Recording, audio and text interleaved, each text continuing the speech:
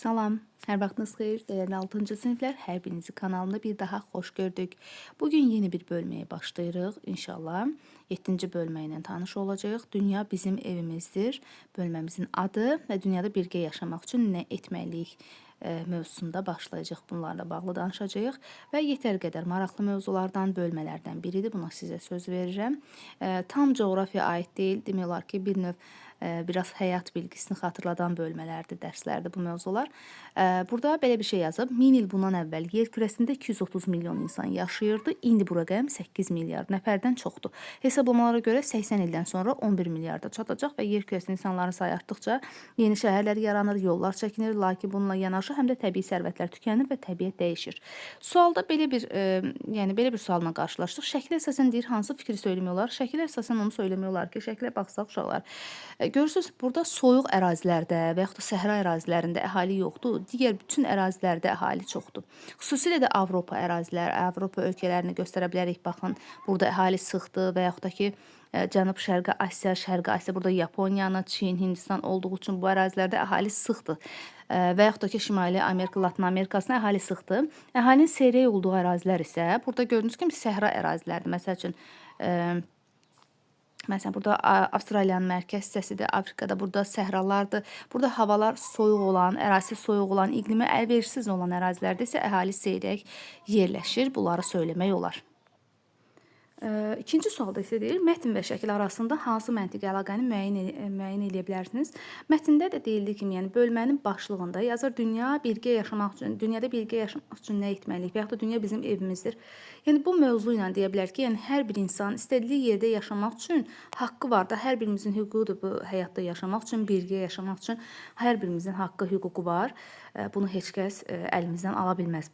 Və yer kürəsində əhalinin sürətlə artması hansı problemləri yarada bilər? Əhalinin sürətlə artması ilk öncə ərzaq problemi yarada bilər, ekoloji problemləri yarada bilər. Yəni bir çox problemlərlə üzləşə bilərik. Əhalinin sayı artdıqca hər şey elə ki, bir ailədə 5 uşaq saxlayasan, bir var ailədə 2 uşaq saxlayasan, istər-istəməz uşağın sayı artdıqca problemlər də artacaq. Bu da onun kimi, yəni ona bənzəyən bir şeydir. Amma dərsimiz, uşaqlar, bizim dərsimiz yer kürəsinin sosial mənzərəsidir.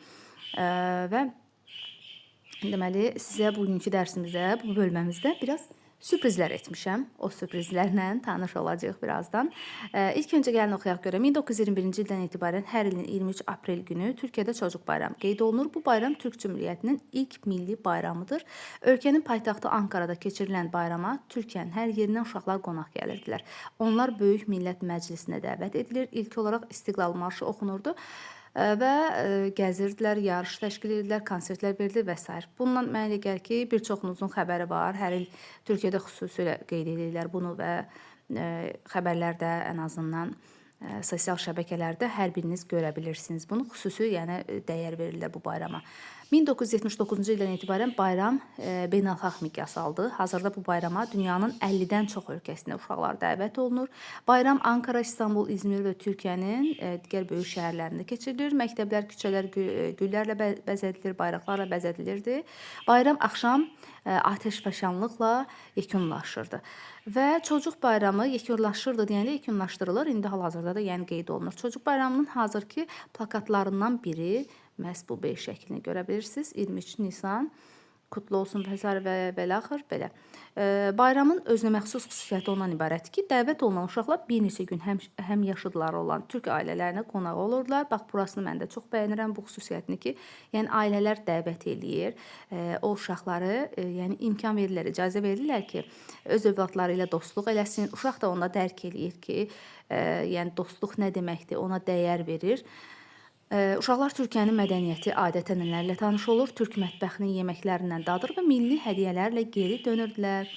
Çox gözəl, türk ailəsinin əcnəbi qonağı. Burada uşaq gördüyünüz kimi qara oğlan əcnəbi qonaqdır. Çünki hər kəs ona baxır. İndi bununla da bağlı özünüz görəcəksiniz.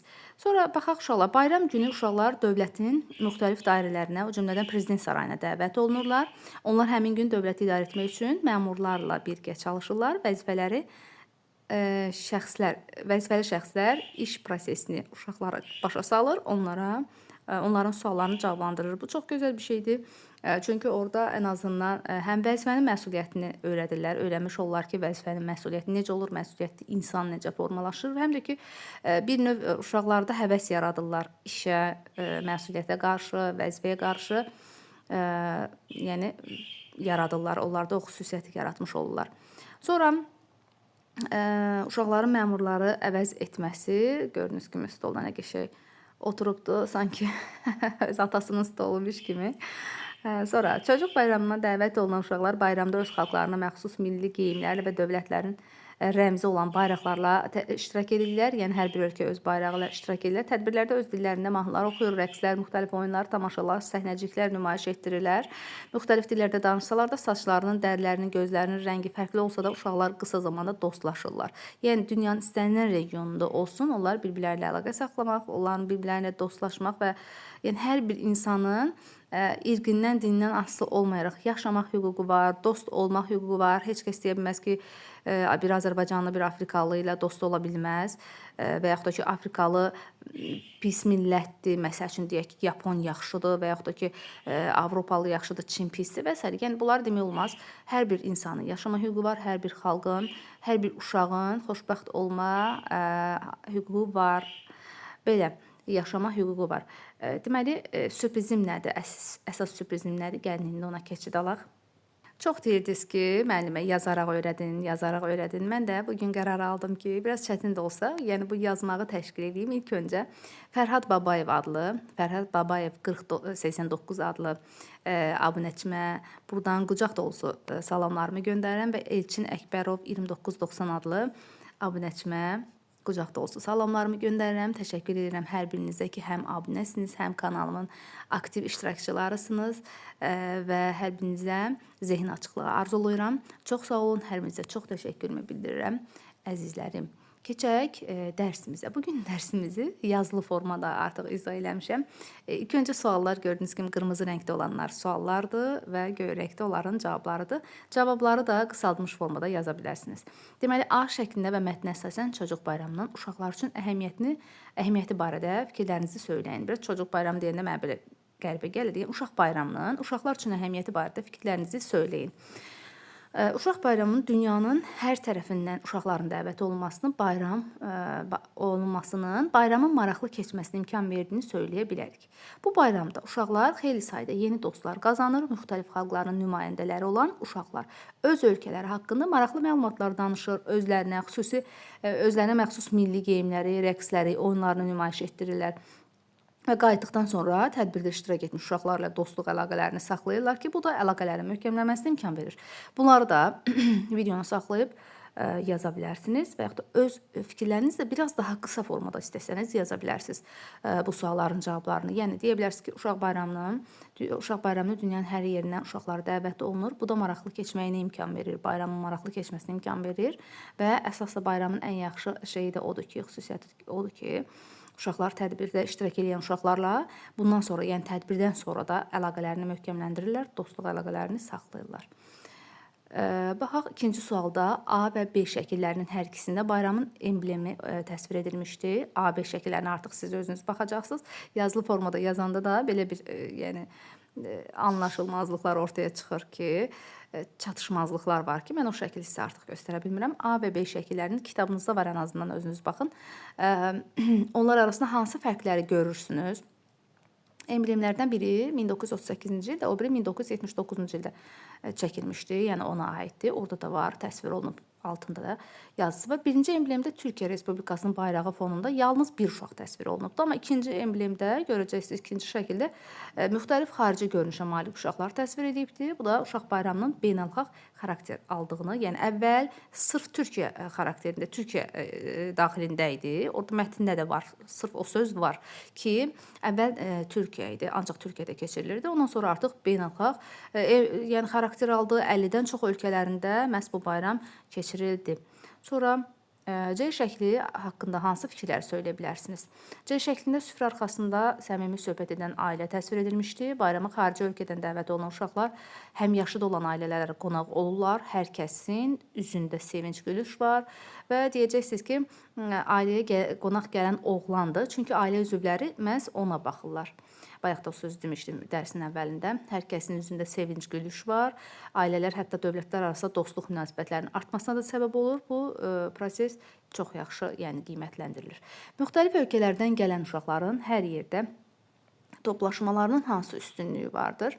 Müxtəlif ölkələrdən qonaq gələn uşaqlar təkcə özləri deyil, onların ailələri də bu prosesdə iştirak edir.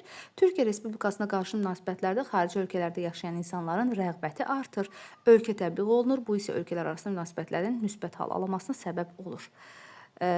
Gördüyünüz kimi uşaqlar konkretdir, hər birinin sualı və cavabı. Çalışacağam bundan sonra belə yazım, ancaq bir rəylərinizi alım, görün bu variant, bu vəziyyət necədir. Amma mən sizə yəni o şəkili göstərə bilməm. Şəkil müqayisəsi olanda mən sizə onları göstərə bilmirəm. Ona görə də yəni bununla kifayətlənməliyik, başqa cür əlimdən gəlmir. Amma inanıram ki, xoşunuza gələcək bu səfərki dərsimiz. Amma hər birinizin şərhlərini mütləq gözləyirəm. Hər birinizə də xüsusi cavablarımı yazacağam. Özünüz bilirsiniz ki, heç bir cavabı demək olar ki, yəni indiyəcən cavablandırmadığım bir şərh olmayıbdır. Nə üçün bu bayrama ildən ilə maraq artır və daha çox diqqət yetirilir? Demək, bayrama diqqətin artırılmasının səbəbi kimi keçirilən tədbirlərin müsbət təsiri olduğunu bildirmək olar. Dünyada uşaqlara olan qayğının daha da artmasını xüsusi qeyd edə bilərik. Uşaqların arzularının daha çox çatması, cəmiyyətin inkişaf etməsinə səbəb ola bilər. Deyə bilərsiniz, yəni bu cavabı verə bilərsiniz. İstəsəz yenə deyirəm, öz fikirlərinizi də qısalmış formada da öz fikirlərinizi yaza bilərsiniz. Hər biriniz standart eyni cavabları yazmaya çalışın ki, və dərsi mənasını anlayaraq yazın. Çox xahiş edirəm. Ancaq dərsə qulaq asıb tapşırığın cavabını yazmaq məqsədi ilə dərsə qulaq asmayın, çox xahiş edirəm. Dərsimizi dərk edin, öyrənin. Burada düzdür, çətin bir dərs yoxdur, öyrənməli bir dərs yoxdur. Ona görə deyirəm ki, coğrafiyadan çox burada biraz həyat bilgisinin yəni təsəvvür eləyə bilirik. Ən çox yəni həyat bilgisinə aiddir, düzdür. Həyat bilgisində bir çox fənlərə yer ayrılır. Bunlardan biri də coğrafiya idi. Yəni bu ikisi hər ikisinin elə ki, hər iki fənnin inteqrasiyasıdır bu dərs. Özünüzü D şəklində təsvir edilən uşağın yerində təsəvvür edin. Hansı hisslər keçirərdiniz, hansı qərar vermək istər? D şəklində səhv etmirəmsə, orada prezident aparatında əyləşən uşaqdır, bayaqları zarafat etdiyim o uşaq və o şəkilə əsasən deyir ki, özünü, yəni hansı qərar vermək istərsən, o kürsüdə otursan, o stol arxasında əyləşsən, hansı cavabı verərsən, hansı qərarları verərsən, bu fikir istədiyiniz, yəni çalışın özünüz cavab verin. Bu xüsusilə, yəni öz qərarlarınızı, bəlkə mən yazdığım cavabla, yəni razılaşmırsınız, çalışın özünüzə uyğun bir günü təsəvvür edin, bir neçə saniyəlik təsəvvür edin ki, o stolun arxasındasınız və siz hansı qərarı vermək istərdiniz? Dövlətimizdə hansı dəyişiklikləri məsəl üçün etmək istərdiniz? D təsvirində uşaq bayramına qatılan uşağın dövlət məmurunun iş otağında kürsü arxasına şəkil verilmişdir. Sualın təqdim edilməsinə məqsəd şagirdlər məmur olacaqlar halda məsuliyyət hissinin daha çox olmasını aşılamaqdır. Yəni şagirdlər siz olaraq öz məsuliyyət hissinizi burada hansı, yəni məqsəd odur ki, sualın təqdim edilməsində məqsədiniz odur ki, yəni dərsliyin məqsədi odur ki, şagirdlər məmur olacaqları halda məsuliyyət hissinin daha çox olmasını. Bu ondan ötürüdür ki, yəni siz düşünün ki, məmursunuz, bir gün özünüzü məmur olaraq təsəvvür edin ki, siz hansı qərarları, dövlətinizdə hansı qərarları dəyişiklik etmək istərdiniz. Məsəl üçün, sizdə bu dəqiqə hal-hazırda ürəyiniz istəyən hansısa bir belə deyək də, istəyiniz, dövlətdə olan, görmək istədiyiniz hansı bir əlaməti görmək istərdiniz, xüsusiyyəti görmək istərdiniz və buna çalışın ki, öz fikrinizi, öz cavabınızı yazın. Y şəklinə dair fikirlərinizi söyləyin. Arxa fonda Azərbaycan və Türkiyə bayraqlarının və bayram emblemi vardır. Bayramın emblemi vardır. Rəqs edənlər Azərbaycan milli geyimindədirlər. Şəkildə Azərbaycanlı uşaqların uşaq bayramda iştirakı təsvir edilmişdir. Y şəklinə aid belə bir fikir söyləyə bilərik qısaca olaraq. Və 8-ci sualda F şəklində uşaqların hərəkətinin hansı mənası var? Uşaqlar dünya dövlətlərinin başçılarına hansı mesajı göndərirlər? F şəklinin mənası böyükdür. Bunun dostluq ifadəsi olduğunu söyləyə bilərik. Müxtəlif ölkələrdən olan uşaqlar əlləri ilə bir-birini tutmaqda mehriban münasibətdə olduqlarını, yəni dostluğunu, mehriban olduğunu, bir olduğunu göstərirlər şəkildə. Yəni şəklin mənası, ifadəsi buna ibarətdir ki, biz birlikdəyik, birlikdə dostluq, irqindən, cinsindən, nə bilim, dinindən asılı olmayaraq hər kəs bir-birlərlə dost ola bilər, bir-birlərinə, yəni ən azından bu dünya hər birimizin evidir emblemi bizim üçün gözəl bir işarədir ki, hər birimiz bu dünyada yaşayırıqsa, bir-birimizlə mehriban olmalıyıq. Bu müharibələrdir, bu fəlakətlərdir, hamısının qarşısını məhz ondan almaq olar. Sadəcə insan bunu dərk eləyə bilmir. Uşaq bayramında iştirak etmək istərdinizmi? Fikirlərinizi əsaslandırın. Cavablar müxtəlif ola bilər, ona görə buna cavab vermədim. Uşaq bayramında iştirak etmək yəqin ki, 99%-iniz iştirak etmək istəyərdik deyəcəksiniz. Amma fikirlərinizi əsaslandırın ki, nəyə görə, orada nəyi görmək üçün məsələn iştirak etmək istərdiniz? Məsəl üçün türk ailələri ilə tanış olmaqdırmı məqsədiniz? Və yaxud da ki, Türkiyəyə gedib Türkiyəni görməkdirmi? Və yaxud da ki, Türkiyədə uşaqlara verilən dəyəri görməkdirmi? Yəni, hər biriniz ayrı-ayrı fikirlərinizi söyləyə bilərsiniz. Sadəcə bir istiqamət vermiş oldum ki, Türkiyədə nəyi görmək, Türkiyədəki uşaq bayramına iştirak etmək istəyirsinizsə, hansı şeydən ötürü, yəni fikrinizi əsaslandırın ki, nə üçün iştirak etməyinizin, yəni səbəbini orada ifadə eləməlisiniz ki, yəni müəllim sizin sualınızla qaynaya olsun, başa düşsün də, ən azından bilməlidir ki, müəllim siz orada nəyə görə, yoxsa elə gedib yalandan gəzim gəlim, yox, yəni təyyarəyə minmək məqsədi daşımaz hər halda. Gedib orada Türkiyədə adət-ənənələrini görmək ola bilər, ailələrlə tanışmaq ola bilər, tanış olmaq ola bilər. Türkiyədə hansı bir uşaqla dost olmaq məqsədi iləmi getmək istəyərdinizmi? Yəni öz fikirlərinizi bu şəkildə hərəniz bir variant seçib yaza bilərsiniz. Hər birinizə uğurlar arzulayıram. Bu sonuncu sualımız idi.